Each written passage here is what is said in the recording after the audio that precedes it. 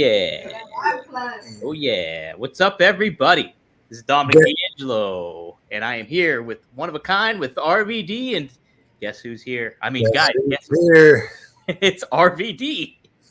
Rob, how are you, man? About that, man. Excellent, dude. Happy this week to you. Happy this week to you too, Yeah. man. The Ides of March returning, I guess. You got quite the shindig going on happening, huh? Yeah, man. I had 3 girls dancing to a little higher Yeah. seconds ago. You missed it. Thanks again to Seth from Venice Beach Digital Community, or whatever the fuck that stands for. Close, I Oh think. no, it is Venice Beach Dub Club. Yeah, Dub Club. That's it. Duh. I only looked at the 4 letters and didn't think about looking past that. Anyway, yeah, awesome. I had, I read the comments and my YouTube page from the readers. I had one time somebody said, Rob needs to find another place to do his podcast. It's like too much movement going on in the background. I thought that was funny because I think it adds to it. It does. I like it too. It's a neat element, I think. Stuff's going on. Stuff is happening. Stuff is definitely happening, Rob. Guys, we're live. It's making out behind me. And... See, you can't go wrong. Mm-hmm. But we're live, guys. If you want to chime in and definitely get a question asked, use the super chat. Feel free to promote anything or ask Rob a question. We got a lot of fun stuff to cover. We'll keep it nice and tight today. But what we got to start off, I think, with is a little bit of the conversation that happened this week with WWE and somebody you know very well, Mr. Paul Heyman, getting inducted into the WWE Hall of Fame coming up. Philadelphia, it's appropriate. What a name! I mean, he's kind of long time deserving. It always seemed like Paul didn't want to do it while he was an active participant on air and stuff like that from the reports I've heard. But Rob, what do you think of this happening for Paul? I think it's really cool. I think that, it's giving him his well-deserved flowers. I worked with Paul, obviously, in ECW, so I have that perspective of him with his hands-on skills of building superstars, helping talent find their way and connect with their skills, and maybe definitely even exposing some of their weaknesses so they know about it. And he's just always been that guy that obviously we can all say ECW wouldn't have happened if it wasn't for him. The whole effing show wouldn't have happened if it wasn't for Paul. But when I was in WWE with Paul too, I really got a kick out of seeing the WWE wrestlers giving Paul the same respect that we did in ECW. And on the outside, especially knowing the bigger picture like I know now, all the wrestlers and all the companies grew up watching us anyway, so of course they respect us. But didn't feel like that when I was there in the boots, when so and so is wanting to give me a running power bomb into the corner and just talking to me like more like I'm his nameless opponent for the night is what it felt like a lot of times. Mm-hmm. To see certain talent pull Paul aside, ask for his advice, and for him to be giving it and take certain wrestlers under his wing. I thought that was awesome because, obviously WWE is a much bigger pond, and to see him getting the respect and see it working there and seeing his effect on the much bigger show, I've always enjoyed that. That's always been real enjoyable for me. So to see him in a position now where his decisions, I don't even know how much of the show he's controlling, but I know that he has a lot to do with creative choices that are made, and to see him get credit for that, and on top of that, be in a top position in the production like he is, man, it's really awesome. And I was thinking of maybe not going to the Hall of Fame this year, and once I found this out, now I'm thinking I probably will go. Yeah. I mean, a big talk about, like, as always, when somebody gets announced, they're like, whoa, who's going to induct him? Who could it be? Right. And, there's been some names out there. Obviously, I've been making the play for you, like why you would be a good person to induct him, obviously. And then there's other names like Steve Austin. People mentioned CM Punk's another one. Tommy Dreamer's another one maybe out there too. Well, how do you feel about that? Who do you think should induct Paul, and what do you think on that level? I think they can definitely find somebody better than me. You know, it would be an honor if, and of course, if I was nominated and asked to do it, I would give it my best. And I think that I would want input from other wrestlers too that I think should have got picked probably over me. I mean, Dreamer, Bubba, Taz, those guys, they know Paul a lot more than I do. They were in New York. I would see them on the weekends. They'd see him all week too. And they were there in the office, in the production studio, helping move the TV forward, also with the merchandise and just booking towns, everything. They really worked with them. And so there's that. And then even before ECW, you know, he managed a lot of wrestlers, and some of them could probably tell some good stories about Paul transitioning from being the fan that was selling programs to the camera guy to, you know, actually managing talent, or however might have, if that pathway is flawed, then excuse me, but it was something like that. And I know we were, you know, the Samoans, I don't know if they speak English that well, but there's definitely some other, I mean, I don't know, franchise, Shane Douglas, I'll put him on my list, and I don't know what their relationship is, but that's how I feel about it. You know, I'd be honored. Of course, I would do it. I would want input from everyone else, and I feel like I only knew one, maybe two sides of Paul. Yeah. Well, I think it's cool though, like just knowing how you handle yourself on the podcast here and the way you kind of deliver stuff, whether it's RVDology or something like that. It's like, I know even off the cuff, off the top of your head, I'm sure you could give something like that's really good for Paul and like really conveys who he is as what he did for you and what he did for others too. And, you know, so it's going to be interesting. There's a lot of good names that I think could do it. And Paul's influenced so many people. You just even look at it now, like him being with Roman Reigns and the Bloodline and stuff like that. It's like, big name after big name and stuff. And I wonder if maybe they'll go with someone along those lines to induct him, because it would be more consistent with the bullet points that they're trying to make that week with business and with Mania. And you know, if not one of the young bloodlines that he's managing, maybe someone in their family. I don't know. I could see them going with like that, which could be a current angle, but it's where they're at right now also, as opposed to, but I don't know. I just found out there's no categories. I thought, like, I had heard they were going to do like an extreme wing or something. And then I was talking to, I think, Bill Apter the other day, and I was saying, what is the category that Paul's in? He's like, no category. He's just like you. I said, really? Yeah. Like, what about like Pete Rose? Doesn't he have like a special celebrity? There's a celebrity wing. They do have a celebrity wing. Oh, they do? Yeah. There is a celebrity wing. So Pete now I'm more Rose, confused than ever. Thought I understood it, and you just threw that at me. Well, okay, so I think that's the only. Well, no, not technically too, because I do. There's a warrior. There's a warrior wing. There's a warrior award. So somebody like a Shad Gaspard or something would win the warrior award, who won it, I believe, 2 years ago, maybe. But like somebody that's done a lot, you know, or like overcome something. And then there is the celebrity wing. So I think there's names like Donald Trump, Drew Carey, Pete Rose, Mike Tyson, I believe, is in that wing. Snoop Dogg, I think, too. There's some others.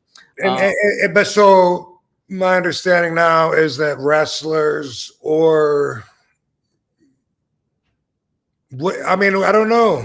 What's he getting in for? Is it for being a manager or for being a booker? Or I think it's all around. Okay, all around, because like there's your like structured Hall of Fame, like, so you're in there, you know, like Bruno's in there, you know, name everybody, Steve Austin, whoever, you know, and Paul is going to be a part of that. Now there's also a legacy one, which is people that weren't necessarily involved with WWE, but still had like a bigger impact in the business, like in an earlier time. So like Lou Thez or a Frank Gotch or Bobo Brazil. Yeah, there's an underlying wing basically. How about like Greg Gagne, his dad? Vern, I think is in your Hall of Fame, so he's a part of your guys', I think.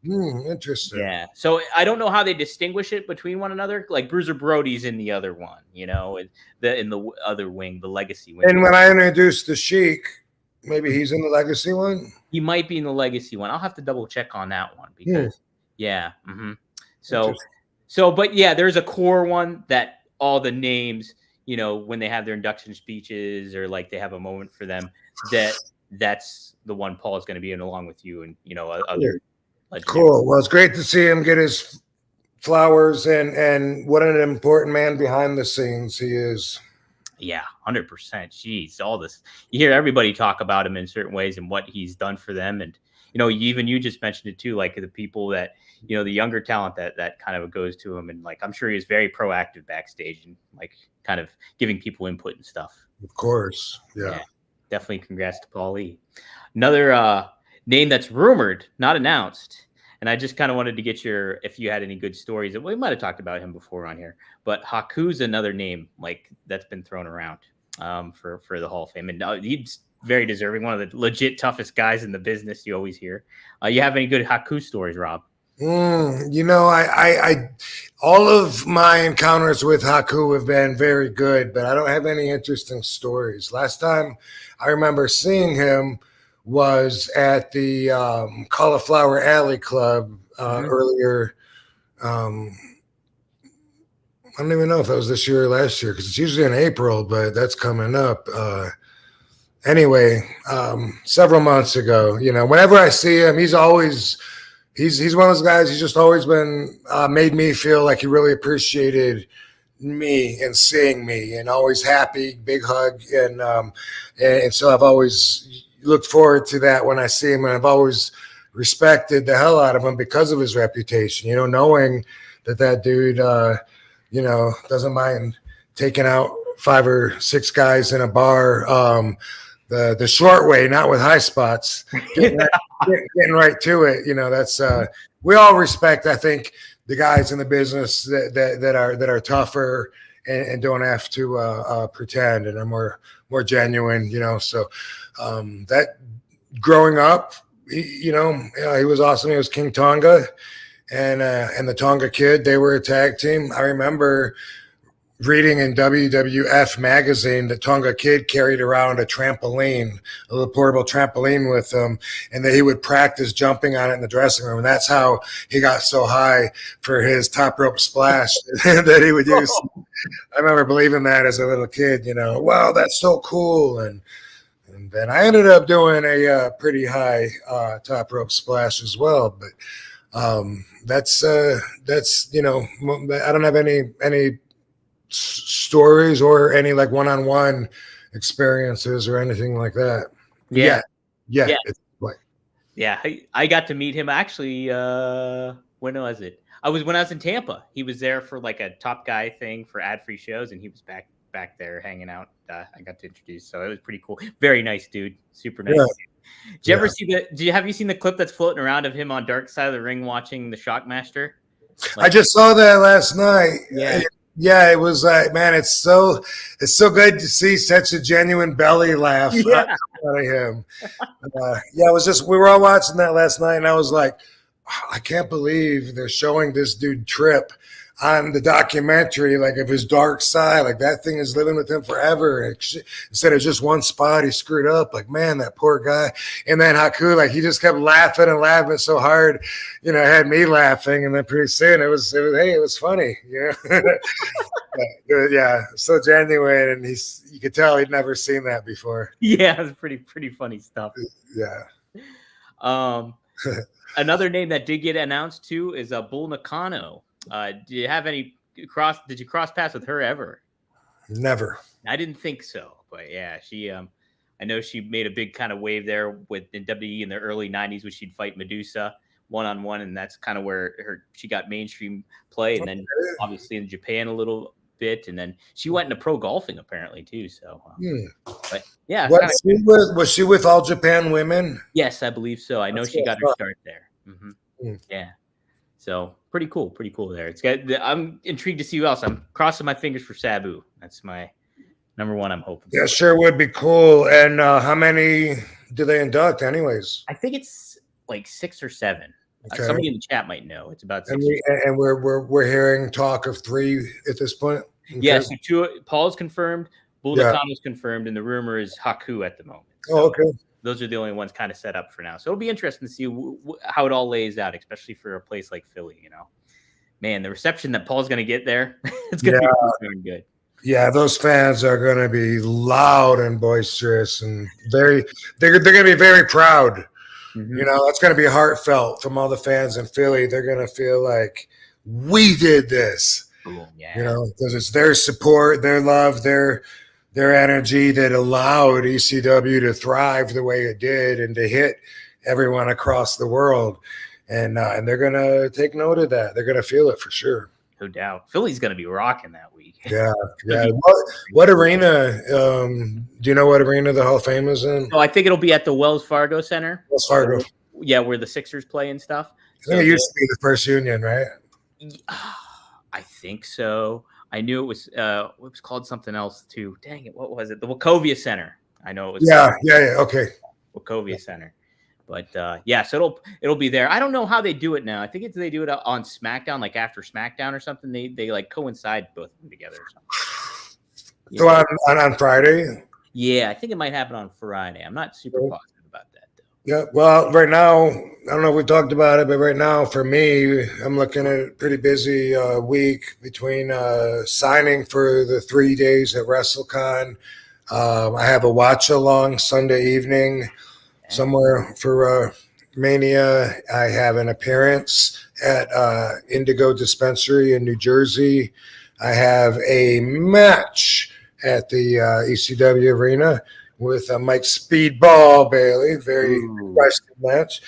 And there's a couple other things too, and there's some things that aren't settled yet too, maybe or maybe not, with Busted Open Radio and Celebrity Boxing and trying to fit in what we can. But it's a great week if anyone's thinking about going to Philly for the WrestleMania week. Even if you don't even go to WrestleMania, there's just so many activities going on, so many different shows.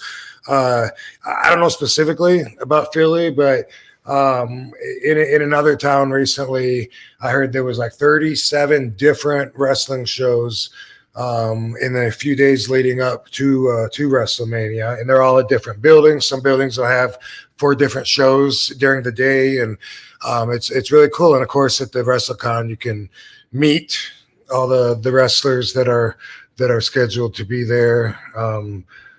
Also, there's the Hall of Fame, and like I said, there's a few other things too that are floating in the air. I'll be pretty busy. You'll be there, right? I'll be there. I'm going to be there the whole week. I think I'm going to arrive there April 1st and just hang. Like Philly's my old stomping grounds where I lived, so I'll be hanging out with some buddies and stuff like that, and kind of making the experience, and kind of just hoping to get some interviews, get some good content going and stuff like that, and see what happens. But yeah, definitely, guys, go see Rob. If you see me, I'll be more than happy to say hi to you and interact with everything like that. It's going to be a fun week, Rob. I'm pretty excited. Yeah.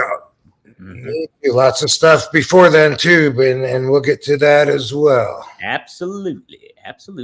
Seth, our first to chime in with the super chat, $9.99. Thanks, brother.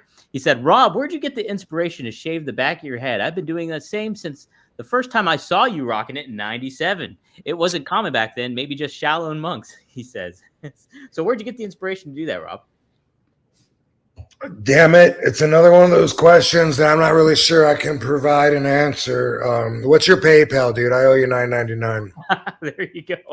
I mean, it was just, a lot of leftover growth. And at a certain point, some of the hair on the back of my neck wasn't long enough to reach into the ponytail. So then it just was all bushy and scruffy looking. And so at some point, just to clean it up, I don't know whose idea it was, though. That's what I can't tell you for sure. It could have even just been a barber. Could have said, hey, you want me to just clean the back of your neck up for you? And I liked it. And everyone remembers I used to also shave the sides of my head for a while. But what happened during that time period is that it seemed like every time I would get my hair cut, which isn't very often. Right now, it seems like once every 6 or 7 months, maybe I go and get a little bit. Yeah. But what would happen is I would try and get it cleaned up before doing a TV or whatever. So it was a lot more often. And they would shave the sides, but the hairline kept getting higher and higher, a little higher. And in the back too. And then like when I would see footage of myself, like a camera angle from the back, it started feeling like I just had the little monk, round, just a little round piece of hair, because it was getting more and more and more like that. And I would tell the barbers, like, hey, clean this up, but don't raise it. I don't want it any higher. And that's why eventually I said, you know what, fuck it. It's going to look like shit for 6 to 12 months, but I'm going to grow the hair on my sides back in. And I remember when I did, actually, I think Paul was one of the ones, that said, you just shave your sides. And I was like, nah, I'm sticking it out. I'm committed. I'm going to go through this. Eventually it's going to tie back and it'll be like I used to. And I'll have a head full of hair instead of just a little patch. So that's the story. There we go, man. No. Yeah, it's a unique look. I remember always trying to create you on video games if you weren't on there. And it would be so tough because they didn't have your hairstyle. So interesting. Speaking of, Slam Death says RVD in 2K24 is unstoppable. So you must be pretty darn good in that game, Rob. Nice. Yeah. That's so cool to know that that's for sure, because I never know for sure. And then there's rumors and then it ends up not being true or whatever. Or I don't understand. Like I didn't understand if I was on the game or not when they said a variant, because it sounded to me like something outside of the game, but you explained it's not. So that's super cool. Looking forward to people playing that, getting feedback about that. And also today I saw a new RVD action figure that's coming out. That's right, Rob. I was going to post that up because I was like, oh, man, I kind of hope you didn't see it yet so I could surprise him. But here it is. You see that, baby? Yeah. Oh, look, here it is. That's the outfit. That's awesome. Yeah, that's so cool. Dude, I love how you put the original outfit next to it to show that. That's great. That's the really, Mr. really cool. That's Mr. Monday Night from 1997 when I Oh, look at it's Lovey. Oh, little Lovey. Doing a run-in on Daddy's show. That was 97 match against Jeff Hardy on Raw. That's right. And it's the figure line apparently is the Monday Night Wars, so that's why they have you in there, and they have. Obviously, it's not the only time I wore it. In fact, I think I had that same outfit on when I wrestled Lance Storm at the pay-per-view leading up to it, and did that promo where I belong on Monday nights. I'm worth more money here. And more, RVD is worth more money elsewhere. I think young RVD is my favorite impression of yours. Scotty Anton, you're going to get what no one's ever got before. A damn Terminator. It's great. Trey Norton, $9.99. Thank you, Trey. Scott Norton. He's Trey Nelson. Jeez, I away from laughing. He's like, if you had a promotion, Russo, Cornette, or Bischoff, out of the three, who would you pick as your head writer?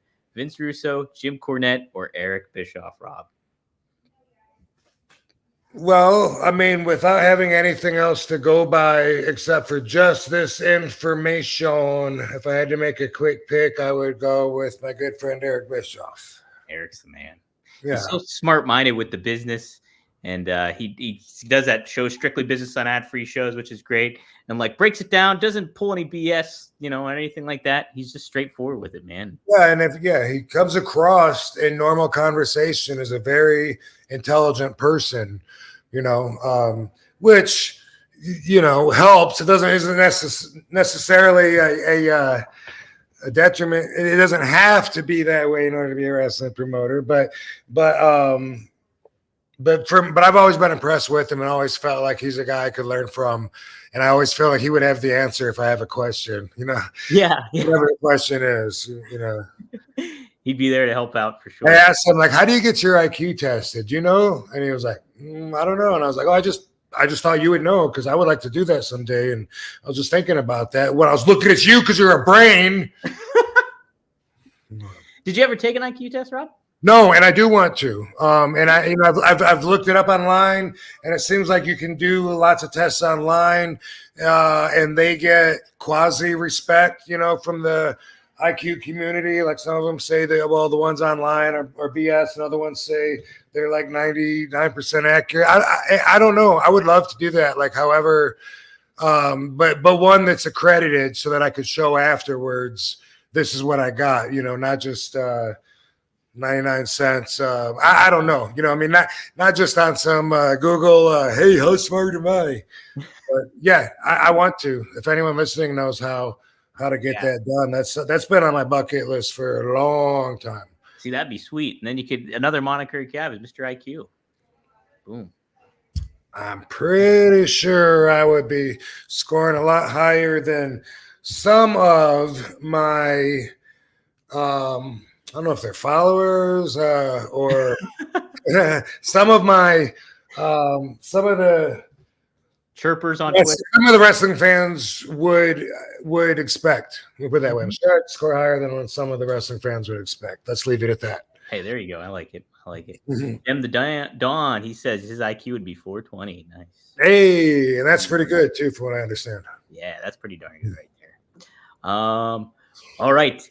There is a whole lot. Do you think an IQ is based on how much knowledge you have or how smart you are? Because those are two different things, Like if you're really smart and intelligent, without any knowledge up till that point, I could put you in a situation. If you're smart enough, you could figure out how to get out of it. Whereas knowledge is who is the fucking 14th president of the U.S. Yeah. Big difference. Oh. I think it's the former, Rob, where it's like you can kind of formulate how to solve problems and certain things like that. I think that's more the IQ aspect. I think, Hope so. Yeah, I'd be.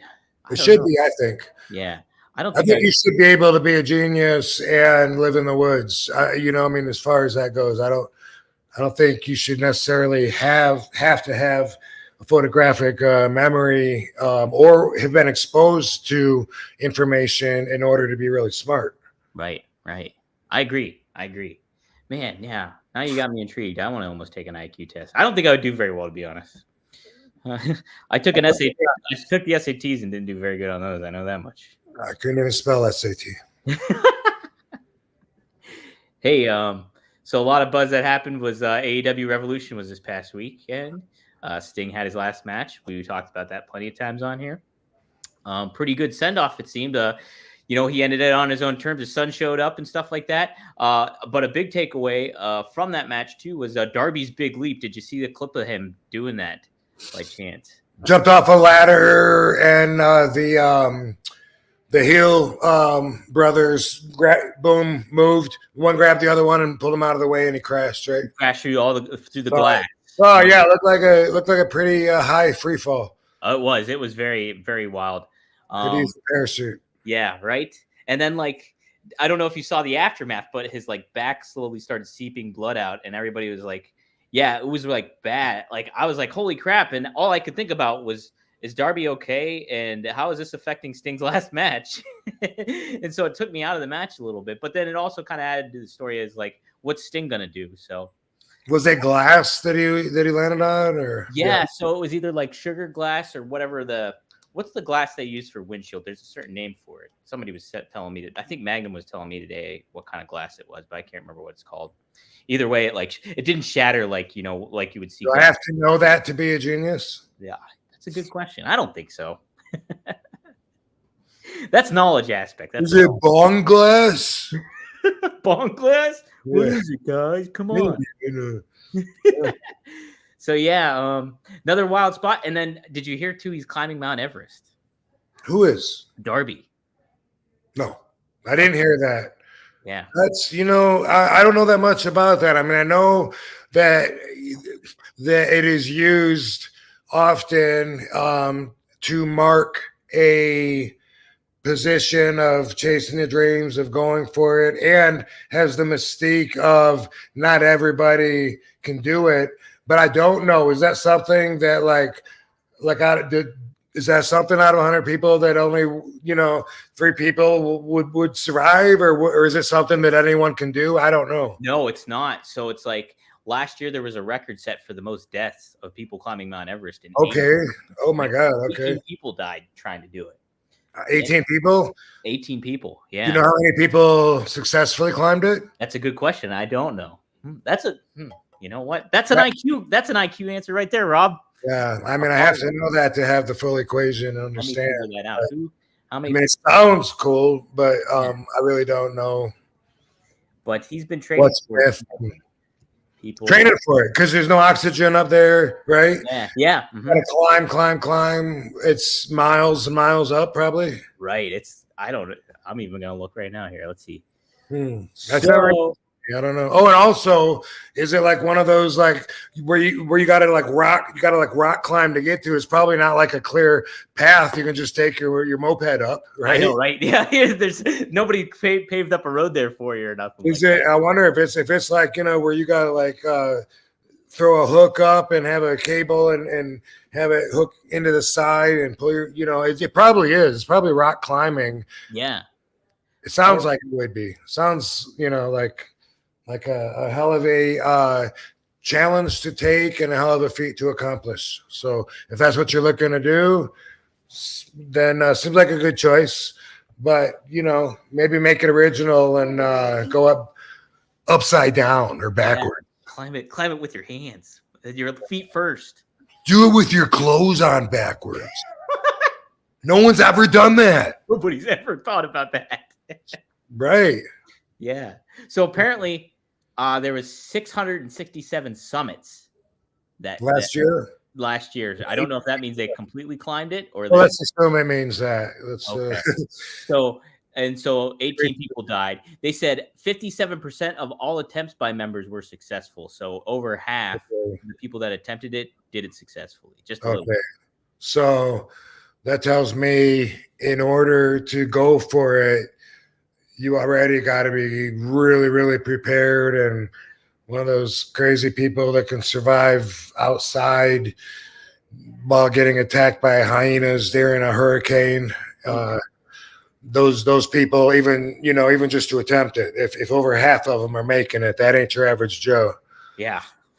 I bet, it's like, it reminds me of this. Like one time when I was in Hawaii, I was on the east side. This what's that beach called on the east side? Sandy Beach. And there was a sign that said only very experienced swimmers or professionals go in the water. And I looked at it and I'm like, I'm at the beach. Hey, you're not going to violate my rights, bro. But the waves were so big and so choppy that day. I looked at the sign and I didn't take it seriously, and I walked out there and the water was like just up to my knees. And all of a sudden this big wall of water came, boom, and it hit me and it picked me up upside down and bam, it pile drived me. And then it stuck its finger up my ass and it bowled me up the shore. Whoa. My pants were down and I was like getting off the ground, wiping sand out of my face, laughing, because I didn't know what other emotion that was funny, right? I just broke my neck. The lifeguards were laughing their asses off. They said, bro, we were just about to come in and save you, man. You all right? I was like, I get it. Like, you got to be skilled and professional to even go out there in the knee-deep water. So that's how I look at Mount Everest. I don't think it's for your average hiker. No way. Oh, man. Like, there'd be no way I would do it. It's like, I'm kind of okay with heights, I think, for the most part, but that's another kind of level of height, I would say. Yeah. Plus the elements going into play with it, too. Would not be a fan of that. But, hey, good luck to Darby. It's like, right. That's quite the task to do. So, yeah, good luck, dude. Yeah. Another thing to talk about happened to be what we talked about a couple of weeks ago was we were talking about Sammy Guevara's spot and when he knocked out Jeff Hardy and stuff like that. And then obviously some dirt sheets kind of didn't tell it the right way in regards to how you interpreted it. But apparently, like what you were saying was solid, kind of on Sammy for like what he did, like in just like high risk maneuver kind of thing, basically. Well, he got suspended for the spot, but it was because of communication or lack thereof, apparently. So Jeff was apparently injured earlier on in the match or maybe right before. And protocol there is that you have to be like, you have to give the ref an opportunity to check on Jeff and see if he's okay, kind of thing. And what happened was that I think Sammy did the spot and then did his finisher without that happening. And so Sammy has gotten suspended from AEW because of that. So, but yeah, I know we talked about that a little bit, and yeah, and yeah, some other sites took what I said out of context, and in particular, the headline said something like, "RVD says Sammy should take more responsibility." Yeah, and my response was, "That's not true. I have no idea how much responsibility he took or didn't take." So that was why I laughed at that headline. But now that's kind of touchy if he's suspended, because it seems from what you said that there's some new concussion protocol rule in place that he didn't follow.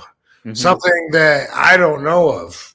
I don't know of that rule or that protocol. And I certainly don't think anybody should get suspended for missing a spot or messing up a spot. That'd be ridiculous. And you wouldn't have any roster left, you know, on some of the times if you did that. So concussions are taken seriously. Right now, I'm wondering, didn't Jeff go ahead with it? He's the veteran. I don't know. There's not enough information here. You know, it sounds like he should have done something different than he did. Sounds like he should have stopped the match, but why does Sammy have to stop the match and not Jeff? Okay, Jeff's concussed. He's not able to right now. He doesn't know where he's in La La Land.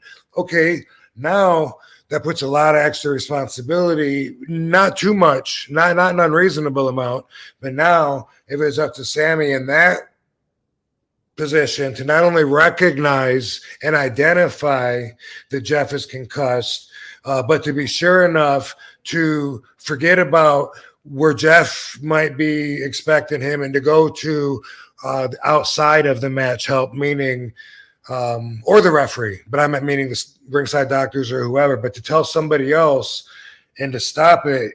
It sounds like that's where he screwed up, and that's a pretty tight call, I think. And I mean, I just think, in my opinion, I think a lot of unexperienced wrestlers would be too green to make that call, especially over a veteran wrestler. If the veteran is doing something inconsistent with stopping the match to notify somebody, you know what I mean? yeah. That's how I feel about it. I mean, you should qualify. Hell, when I got into business, you had to, it took 10 years to be considered a vet. And I remember Steve Kern giving this exact speech to a bunch of the wrestlers. I was one of them at the Tampa Bayfront Arena. We were all at a WWE show. Steve Kern had gotten us in, and this was when I was with that Tampa group wrestling at the Sportatorium. And anyway, Steve Kern talked to all of us before the show, and he said, back in his day, the average wrestler on WWE had 10 years of experience, and they were a veteran. And that's something that's always stood out in my mind. Like, if that's true, wow, how much that has changed. But I think that a lot of wrestlers that haven't been wrestling for a long time would be a little nervous about stopping the match, and especially against a veteran's actions, or maybe against their wishes even. I don't know. Who knows? There's not enough, but to do that and to notify somebody else, it takes a little extra awareness, which that's cool. And if that's appropriate, to stop some brain damage and keep us safer and shit, then that's cool. But I gotta say, I wouldn't have known that. Yeah. Well, to your point, Rob, it sounds too like, if you put yourself in Sammy's position, I know Sammy's a fan of Jeff Hardy, grew up a fan of Jeff Hardy and stuff. Of course. There's like a picture of him as a kid with Jeff and stuff like that. So maybe there was some nerves that came into play when this all happened. But and what I'm saying is they all grew up watching us. They're all going to look at us that way and expect us to be more of a leader than them, right? And an aspect too is be like, geez, I don't want to overstep any boundaries or something like that. And screw up something that maybe Jeff was expecting or something to that effect. Exactly. Yeah, and so there was Sean Ross Sapp of Fightful, he actually wrote that the concussion protocol was not followed in the match, which led to Guevara hitting his finisher on Jeff Hardy after the latter suffered an injury. Per Sapp, this should not have happened, according to AEW sources. The report notes that additional details, to your point, Rob, are unclear, and there is no word on how long Sammy will be suspended. Sapp states that Guevara did not immediately respond to a request for comment. So, yeah, it's just like there sounds like maybe he just went against the thing that they had a protocol of sorts, and could have just been whatever, nerves, just not thinking, and that kind of aspect of it all. But so now here's one thing I'm wondering: if they're saying that Jeff was concussed before the botched move, then are they saying or implying that that's the reason that Jeff got hit in the face with a knee? Was it on Jeff in his positioning? Is that implied here? That's where I'm kind of stuck at too, Rob, because I don't know if that was the finish of the match where Sammy. Regardless. Because because I think maybe that's where Jeff got injured and they didn't give time to be checked on or something, and then Sammy went away with his finisher after that fact. I see. I didn't think about that. Maybe I'm seeing it all wrong then. Because I'm kind of looking at it that way too, because I thought that was supposed to be the ending of the match or something, and something happened. But maybe that's not maybe there was just a little bit more that went on to it. So yeah, after the knee to the face, we're talking that time period. That makes more sense. Yeah. So I don't know what happened. Yeah, exactly. Some of the details are still cloudy for that kind of thing, I think. So, but yeah, just interesting stuff. Sammy's very talented, very athletic and stuff like that. Jeff is obviously a legend in the business too. So it's just like you hope the best for both of them when it comes to all that stuff. So.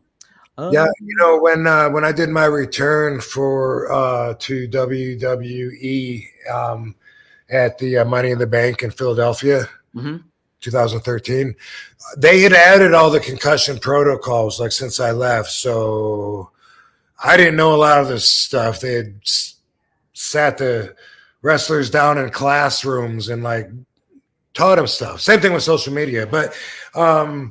So during that match, if you remember, there was a 6-man, Randy Orton and it was the Money in the Bank match, right? What's that? It was the Money in the Bank match itself for the yeah, and it was my big return in Philly. Yeah, Philly. I was there for that actually. Okay. Yep. Awesome. That whole tour was awesome, but that whole run. But before we go out there, someone told me, you can't get busted open. They changed that now. Things are different. And if there's any blood, you got to roll out, and the doctor is at ringside now, which didn't used to be. And he will check you, try to stop your bleeding. And if you can stop your bleeding and you're good to go, you roll into the match, and continue. Otherwise, they will stop the match. And I was like, oh my God, what? Going into my big return, it's all built up. I got all these guys I'm going to be doing all these amazing things with and stuff. And if I just get busted open earlier, boom, I'm done. That was a lot of pressure. Yeah. And so what happens is Sheamus takes a ladder, boom, hits me right in the face with it. I can't remember where I spouted blood from, but I was like, oh no. And they said, go see the doctor. I'm like, fuck. I rolled over there under the rope and the doctor's checking me. And I'm thinking, oh my God, let me finish my story. Let me finish my story. He stopped it from bleeding. I rolled in and continued the match. But that to me was a major change in the business. And that, of course, was, 12 years ago. They've definitely made some changes since then that I'm not aware of that they probably should fill me in on. But, obviously, as education comes in, perspective changes as it does with time as well. So it's good that we're learning, how to be safer in a lot of these ways. As a performer, I'm not sure I'm too cool with that one. Bleed and you're out of here. Right, then you're done. Yeah. kind I of the guess it name. had a lot to do with the sponsors of the live So I show. think, Stuff like Rob, that. what was going on at that time was Linda McMahon was running for political office back then. So, and I think they wanted to be clean cut as possible, where it's like if nothing blows back on her to get dirt on her about, oh, bloody wrestling, blah, blah, blah, and then it gets put in the mainstream media or whatever. I think they were kind of walking on eggshells with that kind of thing, I think, at the time. Okay. So, and there's also, so I did find a little bit more about the clarity with this Sammy Guevara thing. Dave Meltzer gave further information on why Guevara was suspended by AEW. He stated that Guevara had broken Hardy's nose performing the Shooting Star Press, and the company enforced concussion protocol, meaning they needed to finish the match immediately. However, with Guevara deciding to hit his finisher, the company was angry at him for not following instructions, and he was suspended regardless of whether or not Hardy had a concussion, which he didn't. It's unclear exactly when so he didn't have one, but it was part of against protocol when his knees hit him that they didn't give him a time to check it. They're supposed to go home immediately, basically, like finish the match immediately. And I wonder what terminology defines when we're to go home immediately, if he's might be concussed or not. Because I mean, now, how do I know? I just drop kicked the guy. I caught him in his lip a little bit. I don't know. He might be concussed or something. Should I just fucking roll him up? Yeah, that's the thing too. Well, I think what happens is they have a thing in place, maybe where the ref gets the doctor. I think they have a concussion doctor ringside now. I think, if I'm not mistaken. I don't know, Okay. but I think they need to allow that kind of opportunity to happen. So, but yeah, that's your point. So, are you saying he didn't allow that to happen? No. So he instead he went for and hit his finisher on Jeff after that happened. So, like, instead of just going like right home or having them check on, giving them the right time to check for him, I don't know. It seems it's just a sticky situation. It kind of seems. Do you know what his finisher is? I think it's a top rope move where it's like a Phoenix splash or something like that, something akin to that. I know it's a Spanish fly or something. No, he wouldn't have given him a Spanish fly. I was trying to think of the name of that stupid move recently. Oh, the Canadian Destroyer? No, the Spanish fly. I feel the same way about that one. I feel like everybody does it now. You know what's a stupid move, Rob? I bet you don't like it either, too. It's like when they put you in the tree of woe. And Del Rio, I think, used to do this or something. But, like, the guy would be hanging in the tree of woe. And, like, the guy would just kind of float there. The guy, the victim, would be floating there. And then the guy jumps down onto the dude. It's almost like you wait for the guy to stomp on you. Do you know what I'm talking about? Like stomp you down from the top rope. I think maybe I know what you mean, but I gotta say this to that: if you have never been hung upside down on the tree of woe and had your feet folded underneath the turnbuckle, then I suggest you do that and then revisit this, because it is it's not easy to get out. It fucking hurts. It hurts your calves and it hurts your shin, depending on how the fold is. But like a lot of times when I'm hanging upside down, I'm like, oh, I'm like yes, oh man. And that was perfect, actually. Boom. Yeah, no, a lot of times I'm like really like reaching up there like, motherfuck, I can't wait to get unhooked, because it's just like having a pain on like your calf squeezed.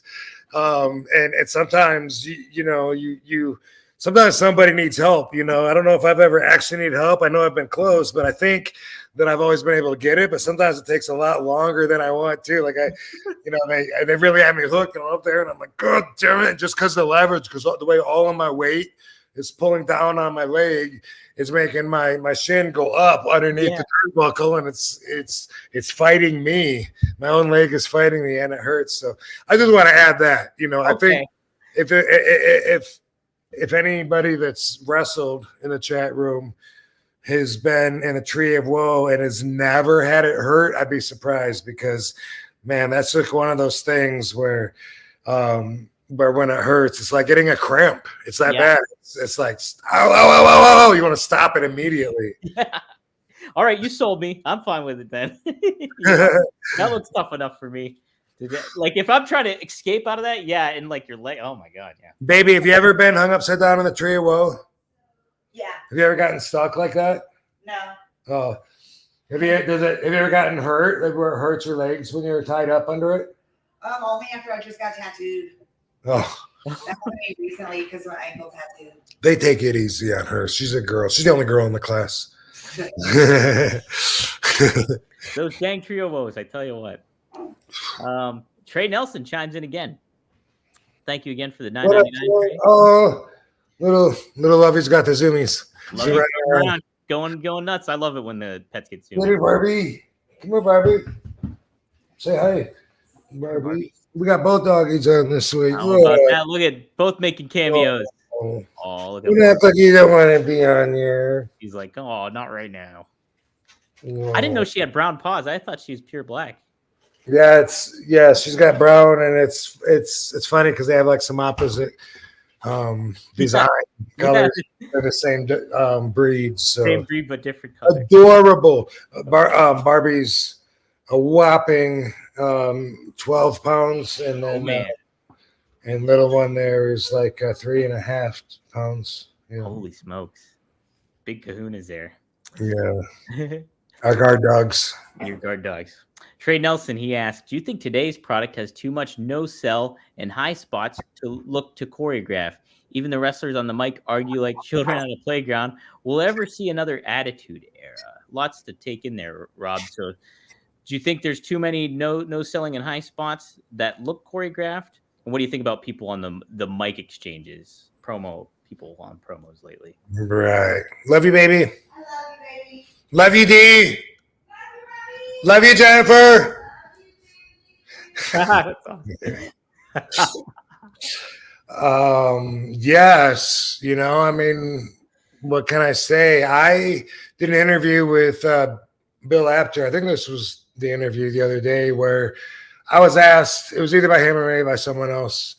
I do several. But anyway, was I okay with the way that the business was changing and that it was, maybe it was even you that asked me, but I was like, I kind of am because I have to be, and it's evolving. It is what it is. So that is part of that. But for me, because I have my perspective is rooted in my old school foundation. Yeah, I look at a lot of that as steering away from what it should be and what was instilled into me when I was training. So it used to be way back in '89 when I started schooling with the original Sheik. The number one rule in the business was to protect the business at all costs, because everyone made their living off of that, off of drawing fans in. They didn't want to kill the business. They didn't want to, they wanted people to be into their storylines and their matchups. It was very important and crucial for them. And I broke in where it was like, I guess, the tail end of that, probably. And because of that, it was a lot stiffer. In All Japan, we beat the shit out of each other. When I got trained with Sheik, if I ever had a black eye, a broken nose, or busted open or whatever, they always told me it's too, it's good for the business. And I always felt like it was all through ECW. I always loved when I had like a black eye, which was very often. And I loved it. I thought that it made me feel more like a fighter. Now, because society has changed so much, today's product of wrestling has evolved into a work safe, friendly environment with equal opportunity. It went from a good old boys secret society behind the doors kind of club to anybody can and should be able to do this, have the right to do it, feel like they're treated equally. And, I'm not sure it was meant to be that, but that's where I see today's product, like it's on the verge of that, of doing that transformation. And because of that, it's more important, to, not for me, but it seems like it's more important for today's wrestlers, especially if they're just trained today with today's values. I think the number one rule, instead of protect the business at all costs, now I think the number one rule, maybe, and for sure at some schools, I've heard this is fact. The number one rule is safety first. And if I get asked, how'd you make those kicks look so good? It was not worrying about the safety, not having that pressure of, oh my God, I better make sure he's looking at me right now, and he's completely ready for me, and I got to make sure that I throw this kick perfect and don't hurt him. Instead, I had the opinion of, oh well, at least if I catch him and give him a mark on his face, it's good for the business. So that really was the difference in a lot of things. So now it's more about high spots. It's fans that grew up not trained the way that I was, and instead feeling like it was a more of everyone working together in a friendly kind of non-competitive group effort. Like, it's fans that grew up thinking that became the product. And so now it's a hybrid of that philosophy mixed with some respect for the old school foundation that a few of us still carry. Yeah. Yeah. And you've mentioned it before, and I know Sabu's mentioned it before too, is like when she taught you guys, it was all like ground wrestling and making it look like legitimately keeping the other person down and trying to beat the other person in a lot of ways. And so you have that kind of foundation of it all. And what that did for us was it gave us a mindset, a mindset that was unchangeable, so that when we have it turned on, and we're into our character and we're in the middle of a match or a fight, we don't check in and out of it. You know what I mean? Like, we're committed. Yeah. We're committed.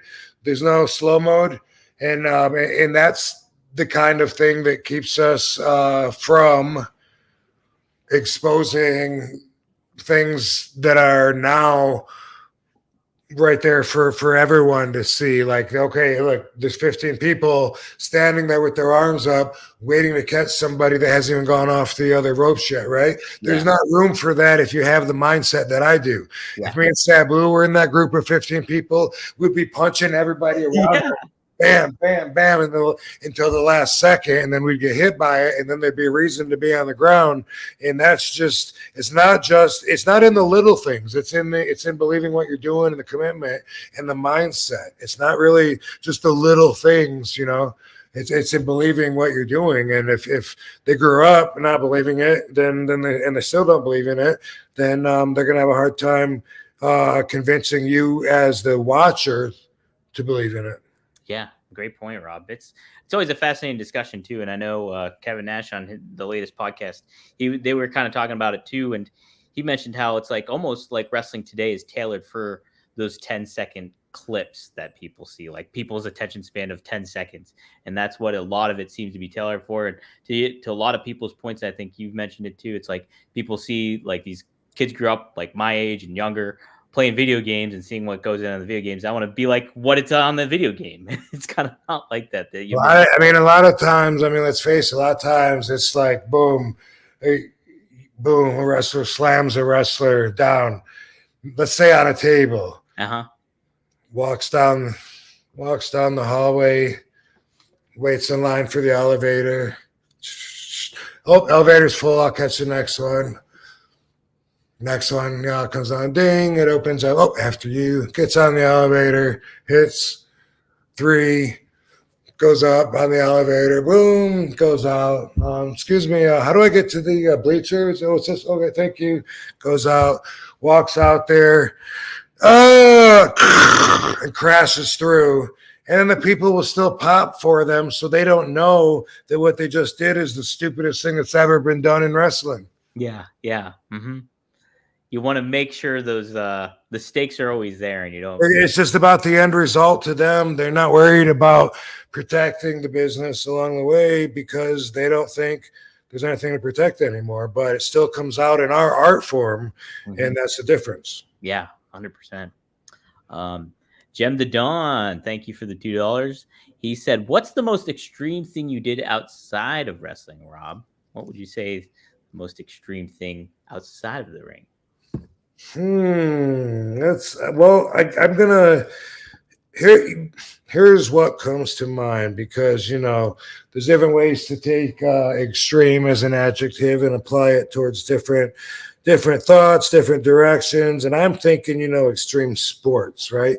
Yeah. I was a big fan when I was, I don't know, I guess a young adult or older teenager, but when they started doing the bike tricks and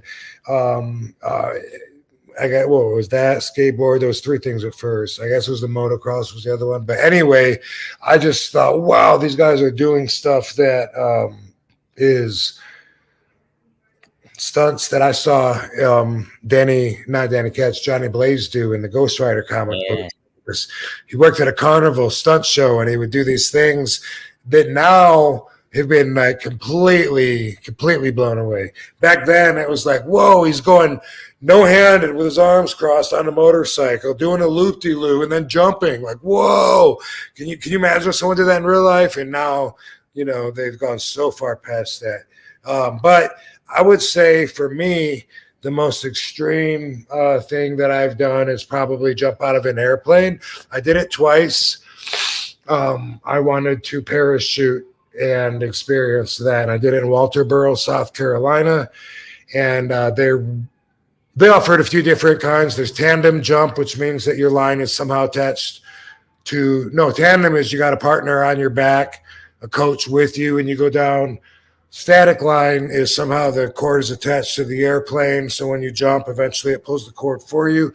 And then the most expensive one was called accelerated free fall, in which case you are actually pulling your own cord. And I went for that one and I did it. And I went back and I did it again. I thought that I would keep going. If you go 8 times, then you qualify for, I think, to start packing your own chute or something, and you work your way up the more trips you have. The last time I went, I remember there was a dude there. It was his 21st birthday, and his goal was to jump 21 times in that day. So like every time a plane would go up, he would try and get on every single plane that was going up. And it was fun for me. I was disappointed in the fact that I wasn't scared. It didn't feel like my heartbeat was even changed. It didn't feel, there was no nervous feel. And maybe part of that was because they gave us so much training before we go up. And you practice going for your ripcord, and you practice how to do a right turn, a left turn, and how to go in and dive, and you practice all this shit so many times during the day that at the end, when you finally go up in the plane, I felt pretty damn prepared. Felt like nothing was going to happen. If my chute doesn't open and I hit 1,000 feet, the emergency chute opens anyway. All of that, and I was depressed at the time too, because I was, going through a breakup with a girl that I was with for a long time, on and off again, and this was one of the off times, I guess. And because of that too, I have that like, I don't really care what happens to me kind of feeling that comes with that. Right.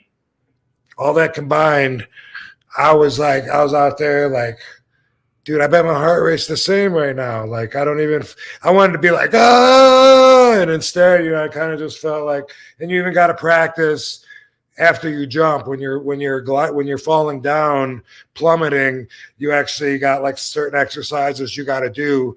And there's a dude that's grabbed onto your fucking jacket like that, maybe 2 dudes, and they watch you practice all that.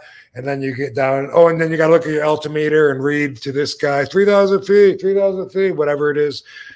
Wait for him to check back. They give you so much to do. You don't really, at least for me, I didn't have time to focus on the fact that I was plummeting towards gravity's call. And then when they finally let go, it was a few seconds till it was 1,000 feet or so, and it was time for me to pull it. So, but that was pretty extreme.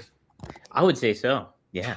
Skydiving. That's pretty. And like doing the accelerated one too. That's another thing. Jeez. Yeah. Ooh, man. I don't know if skydiving. That's something I'd have to really consider to do. All right. We have Unsweet Teej. Thanks for the $5. He said, "Good to see you guys this evening." Rob, did you ever see the shoot video of New Jack saying he would shoot Joe Moa effing ass? I guess cracks me up. R.I.P. New Jack. Did you ever see that shoot interview? You know what he's talking about? No, I didn't. I did not. I haven't seen him say he was going to shoot my. I don't know if he meant you or just in somebody in general. Right. I'm going to, knowing what I know, I'm going to take that as if maybe he did say me. And there is a little story to that. Most people know now I make it a practice to not put negative energy out into the universe. Before, honesty was just higher on my value list than worrying about if it was negative or positive energy, until I reached a certain age. And before that, you can catch me talking shit about some people. And Sean Oliver was asking me in a youth shoot about New Jack. And I remember saying at the time that I didn't think he knew how to do a headlock. He was like what me and Sabu referred to as like garbage wrestlers. They would literally go out there with garbage cans and just hit people over the head. And a lot of wrestlers do that in death matches and such and don't know how to wrestle at all. You really don't have to know how to wrestle to be able to do all that.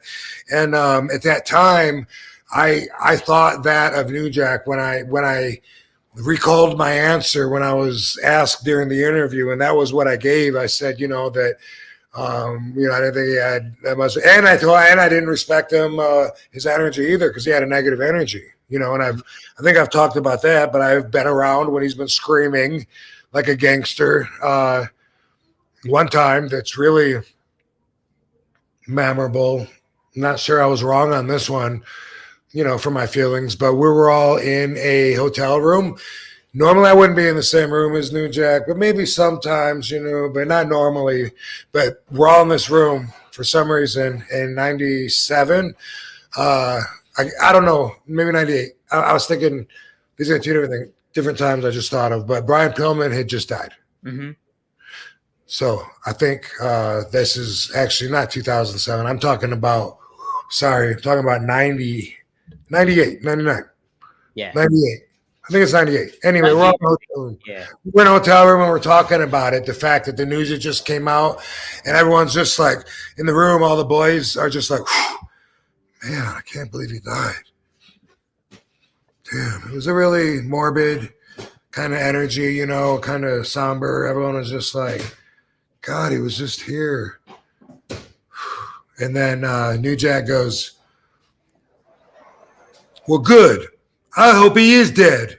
I hope he died. And if he didn't die, then I hope he does die. And I hope he's dead. And I hope he's in the ground right now already. And I hope worms are eating his eyeballs. And that was one of my first impressions of New Jack, where I really was judging him as, who is this dude that I'm alone in a room with, that I'm around, that I'm not normally around, except for like the dressing room where there's a bunch of people. And I did judge him by that and thought, not the kind of guy that I want to hang out with. and also, that just sounded like a fucking horrible thing to say. And so I did answer Sean Oliver's answer accordingly. And then he interviewed New Jack and he asked New Jack about me. And he said, did you ever see this where RVD's talking about you? And he showed New Jack that video. And then New Jack was like, well, damn. Well, I never knew RVD felt like that. Well, he should have said something then. Well, fuck him then. Well, fuck RVD then. He should have said something to me. You feel like that, man. Shit. No, fuck him. No, fuck him. And I saw New Jack shortly after that in Rahway. But I had made my change to where I was like, that's not me anymore. Like I didn't feel, I don't, want to fucking put negative energy out there anyway and talk bad about people. But also, I looking at the bigger picture, there's other times around New Jack where he does show like a human side, and I figure, I don't know how much he's in the character and how much he commits to it. And also, I don't know what his beef was with Brian Pillman. I mean, he had something personal with him. I thought it was rude and callous to call that out in front of everybody. And I mean, I still will look at it like that in front of a bunch of people that were hurt, that were mourning his loss.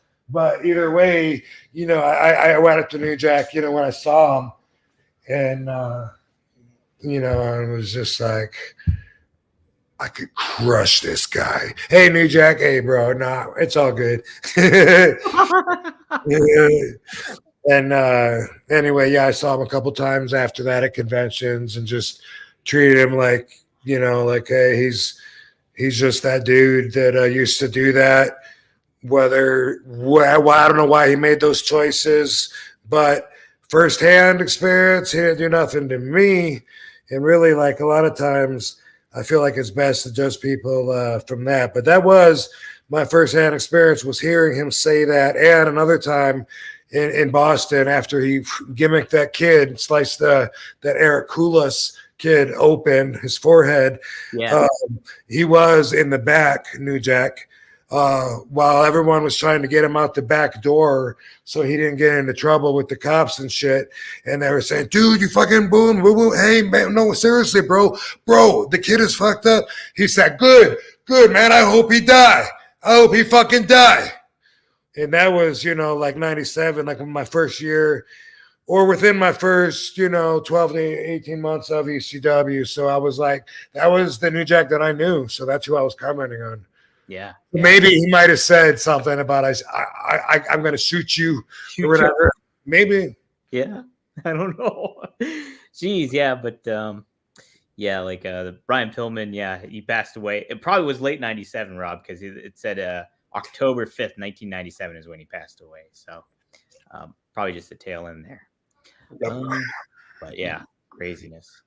Let me see here. Hey, we got this episode. I got to do a sponsorship. This episode is sponsored by Get Blitzed. Get Blitzed. It's a Lit Aid nano-infused THC syrup, and it is premium cannabis-infused syrup formulated with nanotechnology for fast-acting effects.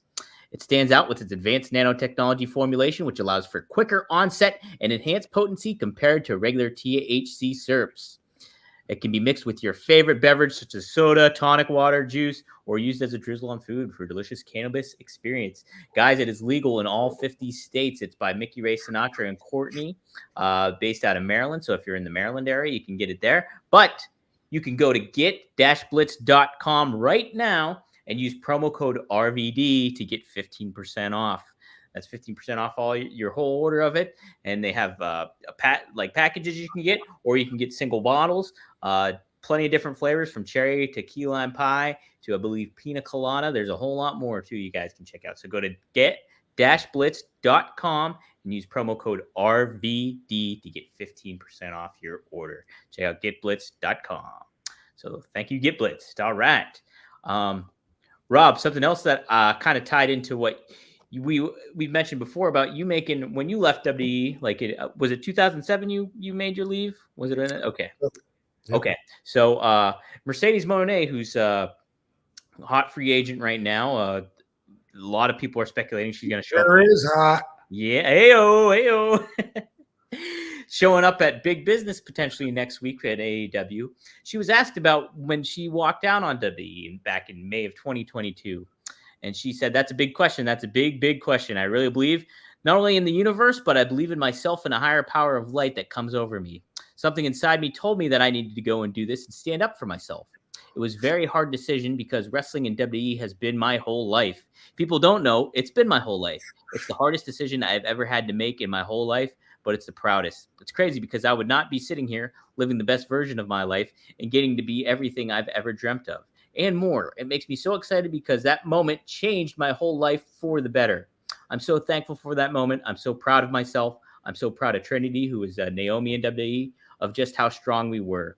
Everybody wanted to talk about it. Everybody wanted to act like they were in the room. Everybody wanted to act like they were in the room or worked there or were backstage or knew what happened or knew what was said. All I know is I handled it like a CEO, like the boss that I am, with my head held high. I can't say anything but amazing things to WWE. I'm so thankful for the career they gave me, the fans they gave me, the life they gave me, the dreams that they gave me. So many dreams. I got to chase and live them all. I got to do so much more. I have a lot of unfinished business in wrestling, in a lot of places. So yeah, Rob, when I read that quote, it made me think of you and like how you kind of just you thought it was for your best interest to leave, and it ended up being that for you, right? Yeah, it's really cool to hear her sound like she was speaking from my perspective because somewhere Katie saw where I don't know if it was an interview or maybe she even told Katie, I don't know, but that I inspired her to be a wrestler, that she saw me somewhere, whatever. I'm sure it wasn't just me, but I can't remember the story. But that I, and so, when you mentioned her, I thought of that right away. And then when you were talking about her saying when she decided to be a wrestler, this and that, I was like, is he going to mention me? Because I need a reminder on how that went. But, I'm a fan of hers as a fan. And I like her, personally. She's super cool. And just, she's got that swagger. She's got that appeal to where everyone's going to want to follow her and see what she does, where she ends up. That's awesome. Yeah, pretty darn cool. And it definitely made me think of you and your situation too. And that's awesome that she.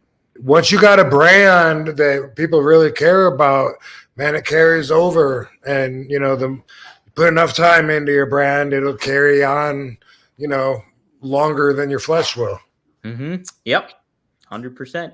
Yeah. Ryan Birch, thank you for the $5.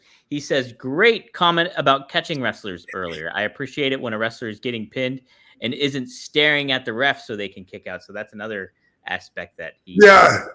It's something that bothers me personally is when they don't even fucking kick out. They think that just like making a jerking movement is good enough and their shoulders are still down. I will pause it every time I see that and rewind it and point that out to Katie and say, watch, they're still pinned. 1, 2, 3. The shoulders never fucking left the mat. They didn't even try. All they did was kick their feet out. Like, who taught them that that's a kick out? And it's like sometimes I get like, oh, I need to have a seminar. Then I'm like, no, I'm not going to want to do that. I'm not going to do that.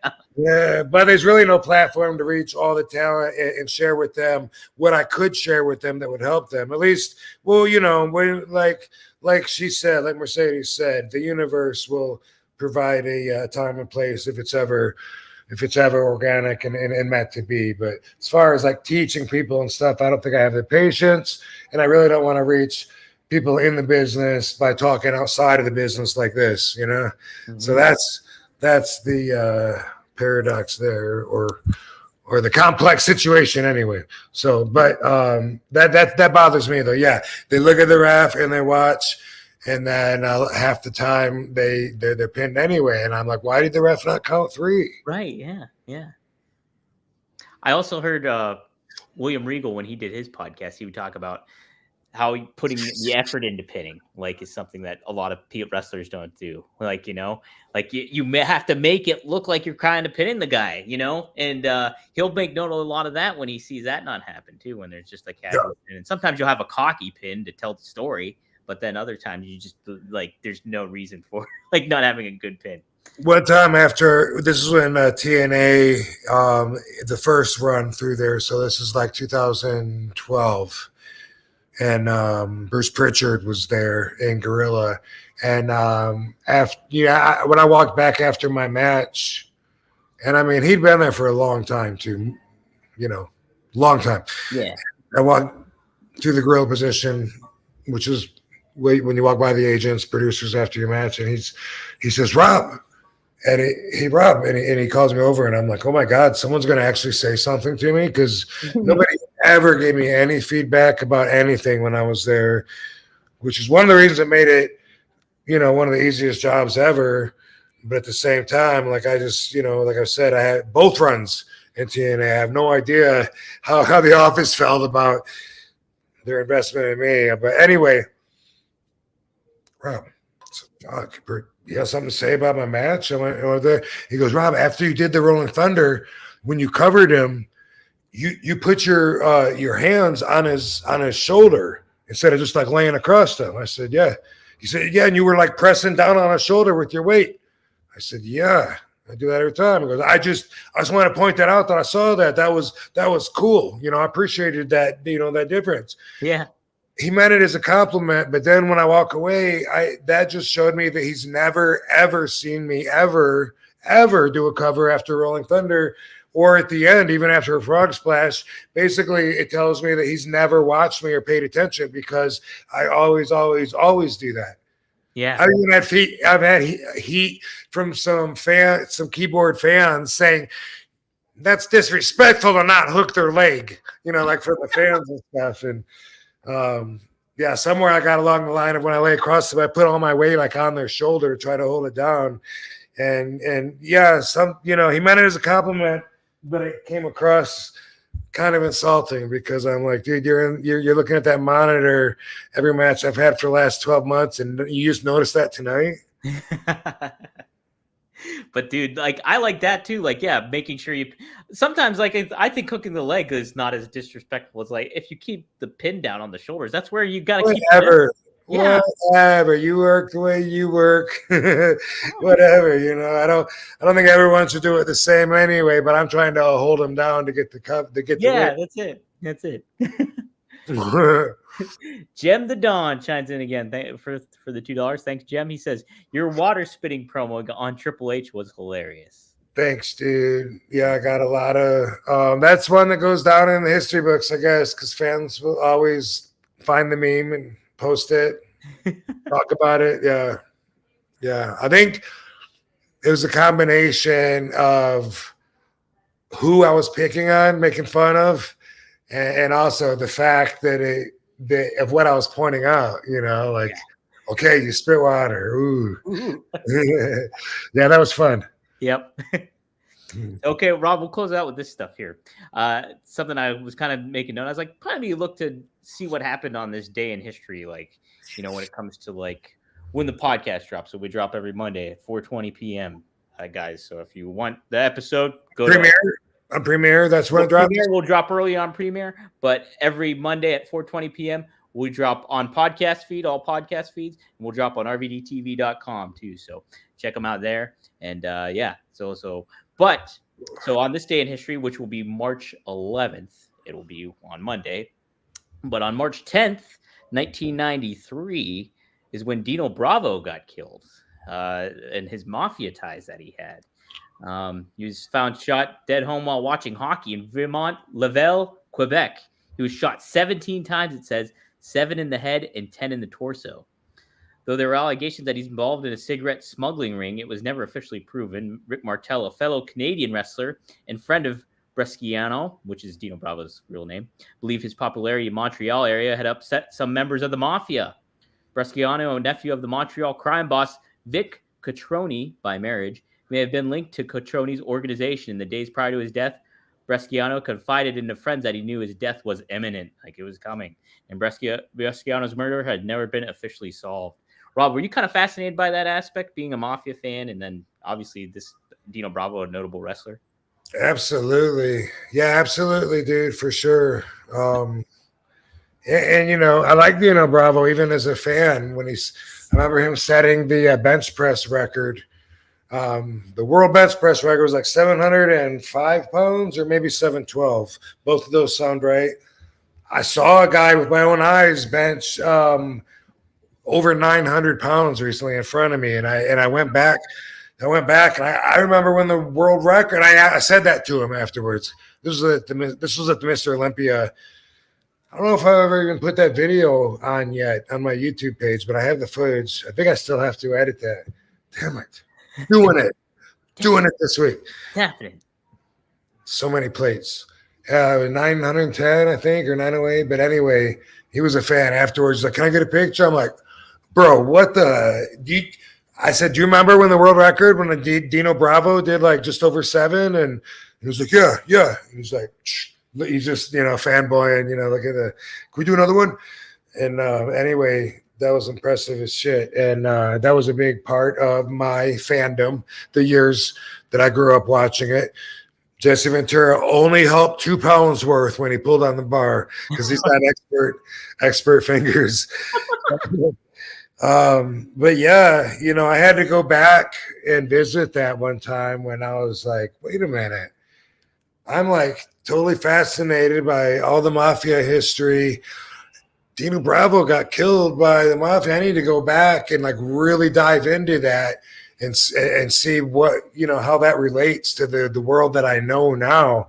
And so yeah, I did that, you know, and Dino, it appears he was actually working for them, you know, and it makes sense, you know, that someone like that, there's so many stories, guys, especially big guys like that, when they're in neighborhoods where everyone's mafia, a lot of times those guys end up, you know, just going and collecting debts for them, you know, because one of the main businesses that the mobsters do is putting their money out on the streets, and they charge a vig, and, you know, 3%, 5% a week, whatever.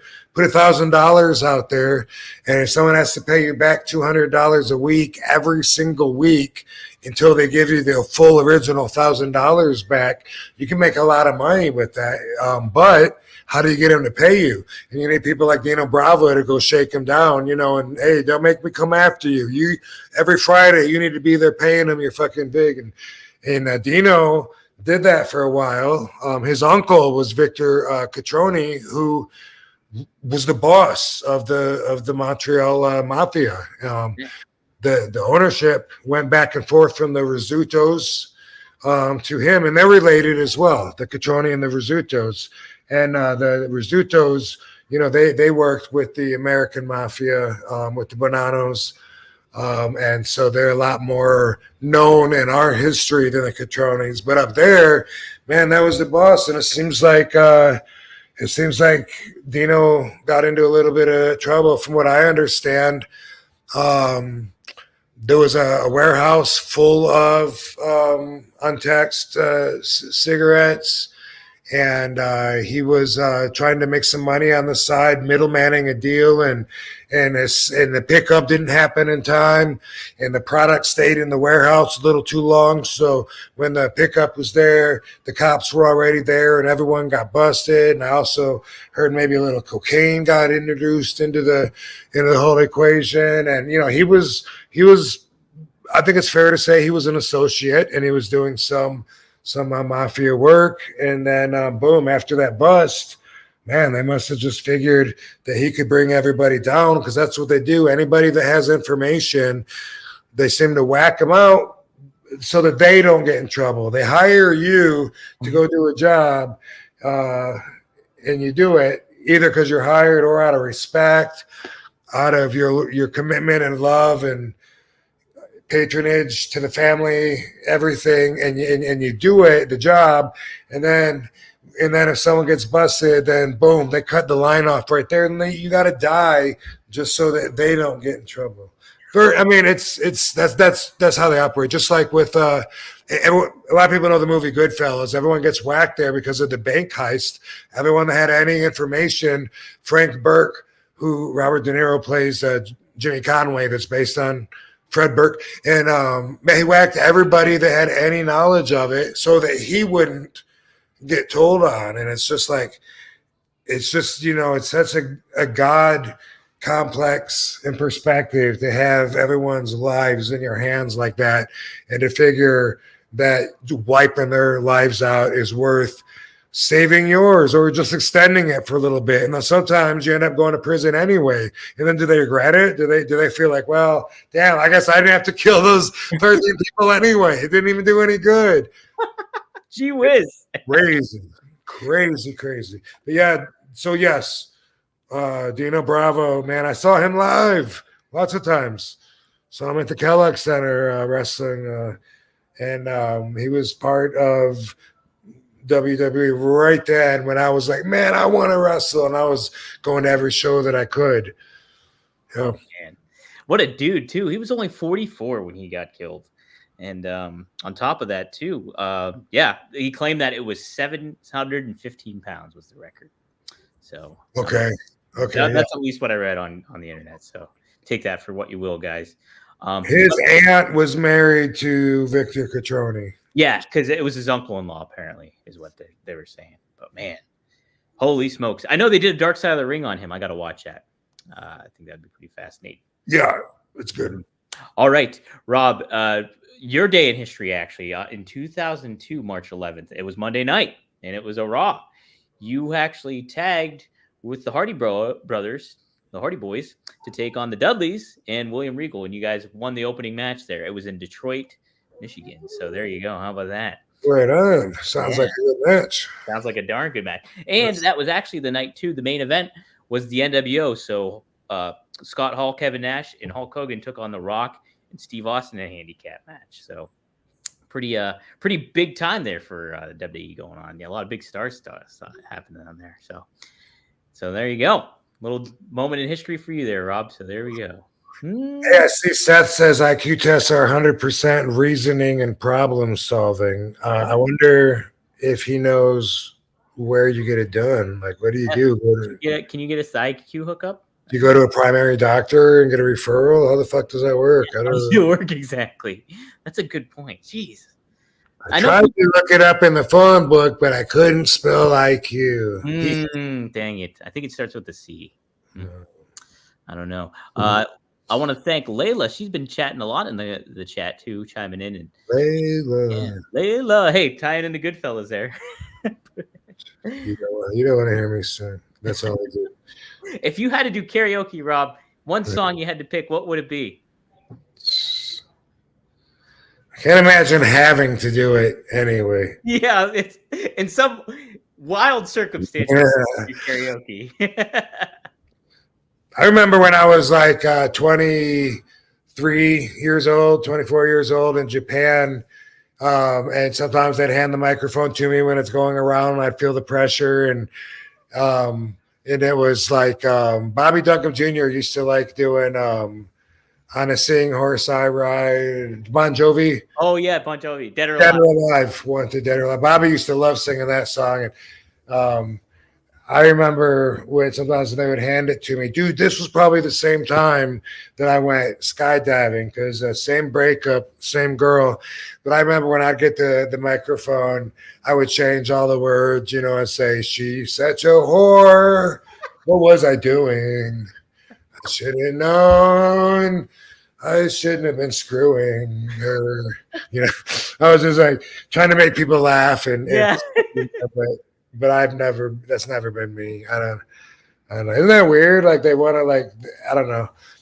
I always get on this where music is just a thing. Why is it everything? It's so everything that people want to sing other people's songs that people are getting paid to sing. But I got asked yesterday on an interview about my song, my favorite song or my go-to or whatever. Yeah. And I was saying, man, do you ever think about like you wake up to music on an alarm and you listen to music when you get ready and you listen to it in the car on the way. And if you listen, and it's like if you watch TV or you say, hey, I want to choose a different art form that's not music. I want to watch reality TV. Okay, but then you're going to get music at the opening, music on the commercial jingles, music up to not translate. What's the word? Not transfer, translate, transfer, transit. Thank you. Yeah, you're welcome. I'm stuck. Anyway, I was just explaining. I find it crazy that everyone subscribes their whole spirits and souls to music all day long. It's music everywhere.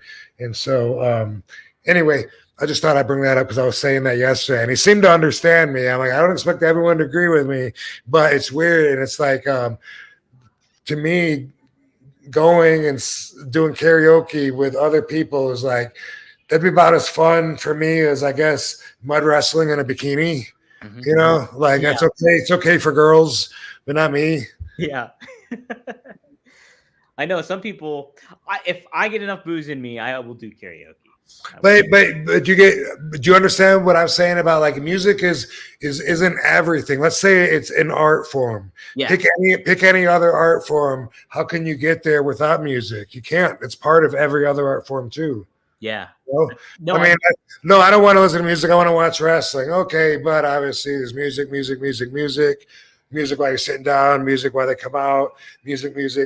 And it's just like it's so big and it's so everywhere. And people, and you don't have to admit, but I think you'll admit that music at least partially dissipates your focus. 100%. Whether you're tapping your foot to a thank you. Mm-hmm. Could be maybe you're singing words to a song that you heard earlier, but boom, that's where part of your thoughts and brain are. So when people listen to music, it's like they want to be plugged in to cruise control and let the music take them. And I can't, and for me, that feels counterproductive to what I want out of the day, to be plugged in and going through cruise control all fucking day. That's just how I feel. I mean, I agree. I think that makes me weird because I know most people probably don't feel that way, but it's just a thing. It's a thing. When we're in the car, I will mostly have the radio off. If Katie's in the car with me, I'll call it what it is. I'll be like, do you want to listen to people sing and play musical instruments? Just literally say it. What it is, right? Yeah. Well, but you're right though, Rob, because honestly, like when I listen to music all the time, and like if I go to the gym, I'll have music, I'll have headphones in, or if I'm doing something, I'll walk into Starbucks, I'll have headphones in. Music, and it's a way to go to the music and almost like a distraction, cruise control. I think that's a great way to put it, is cruise control. It takes you away from maybe certain elements or puts you in a different mindset of what you want to be, in a certain way. So you're not learning anything new, right? Unless it's a new song or something. No, I'm connected. I feel connected maybe with a song and I feel positive inspiration or something to get it somewhere. And I do that sometimes because I feel energy. So like my ring music, Pantera or One of a Kind, or fucking a Little Higher. I fucking love that song. It makes me happy. It raises my spirit.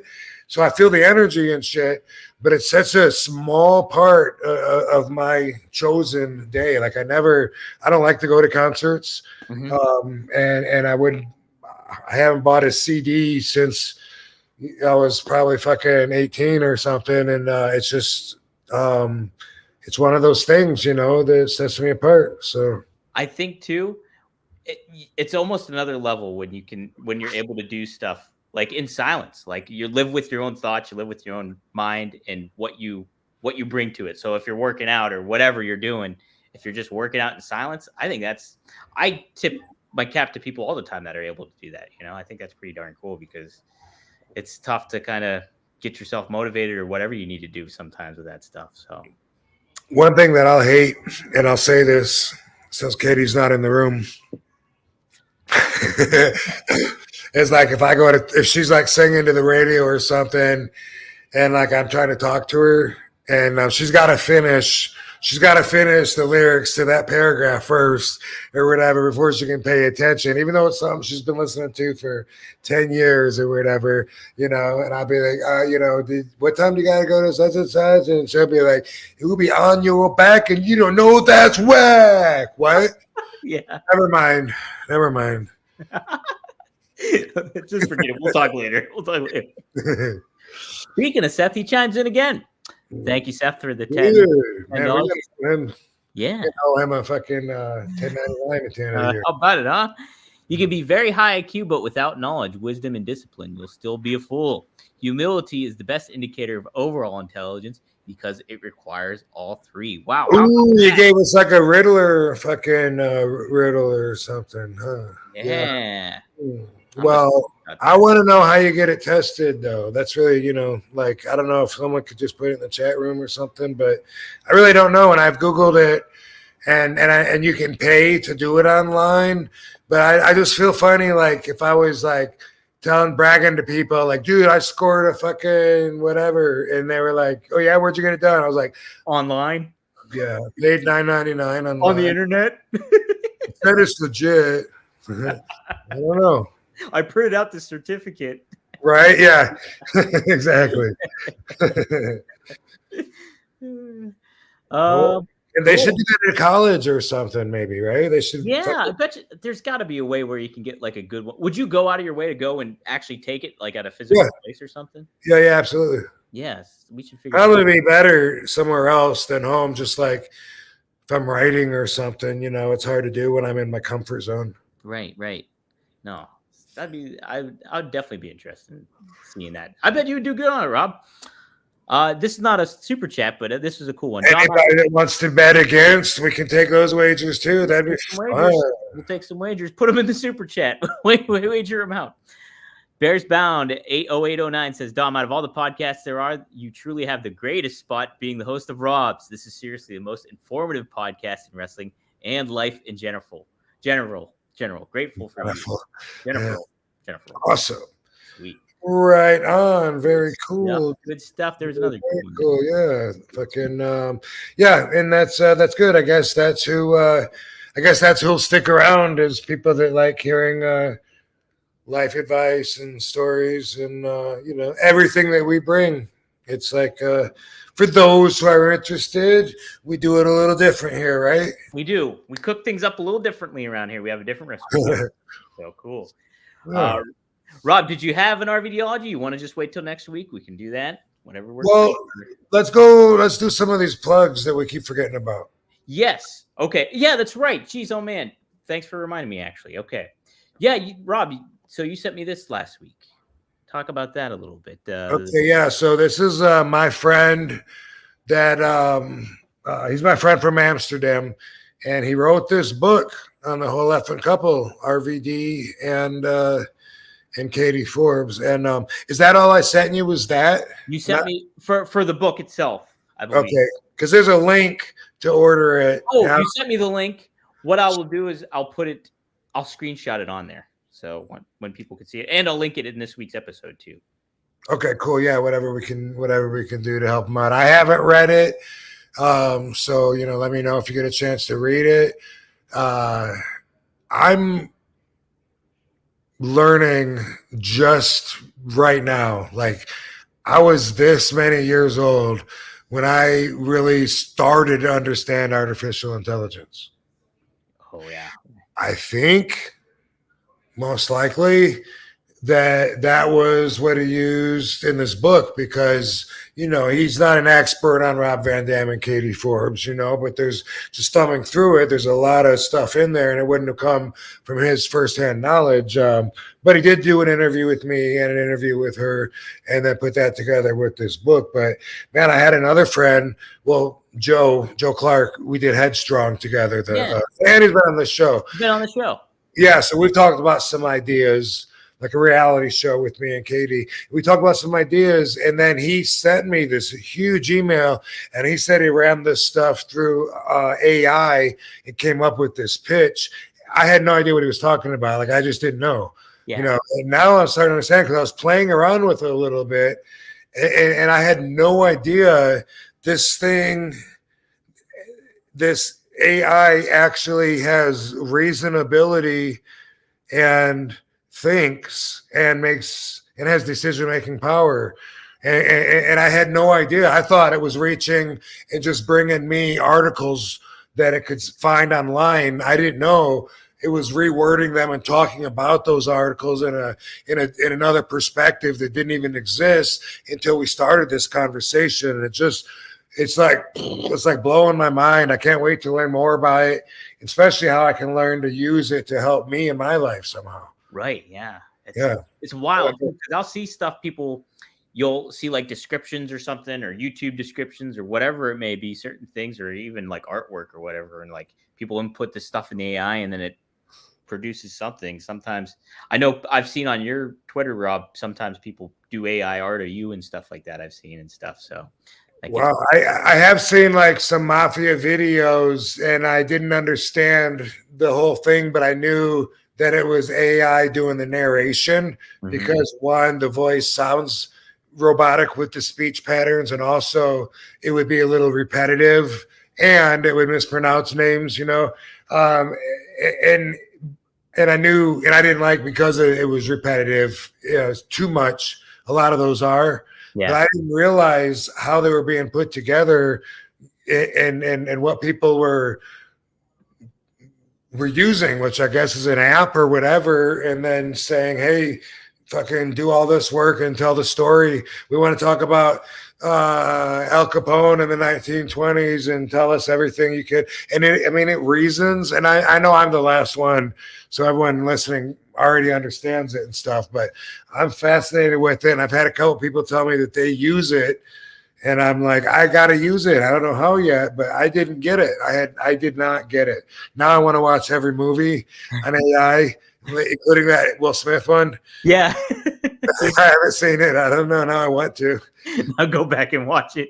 I just think of Terminator, when it's like Yeah. us, the robots, because I have seen the robots that move like humans, whether they're dancing or doing flips or anything, and that's crazy. But combining that with the intellectuality, I want to say the robot brain, but I don't even think it exists. When I think of robot, I think of like physical steel. Yeah, right. Yeah, this just seems to be like an intelligence and an ability to grow and adapt to learning more. And of course, it's scary, just like fucking Terminator with Arnold Schwarzenegger. Right. It's like, but it's like this invisible being. Like, it's like, okay, you input all this stuff. There's so many elements that you can put into it. When's it going to become too much and it's going to like just take over the human race? Yeah. Mm. I feel like everyone probably is way ahead of me on this, but if not, if anyone else is hearing this and they're shocked, you got to look into it. Rob, I'm behind on it. Like, I barely use it. I don't even know how to input stuff on there. I never do the graphic stuff. I never do anything with AI really. And so I'm like, I'm intimidated by it. I'm like, I don't know. I'm not messing with it right now. I was like talking to that Chat GPT, I think it's called. Yeah. Jennifer was showing me, and I kept asking more questions, and it wasn't stuff that was reported.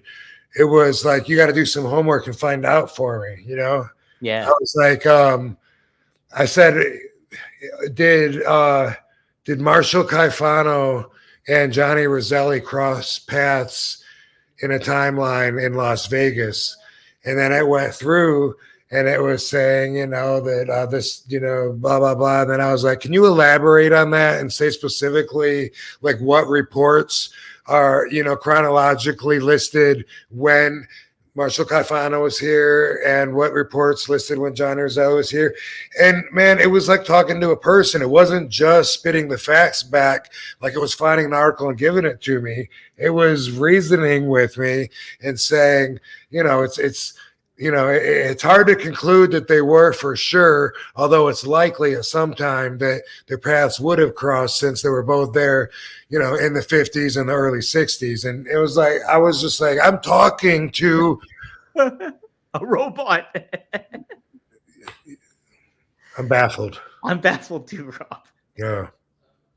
It's wild stuff. Wild stuff. The other thing you wanted to cover last week, which is a really cool thing, and he actually showed up at Sting's last match, Scotty Riggs. Damn, look at my brother Scotty. Holy yeah, how was that?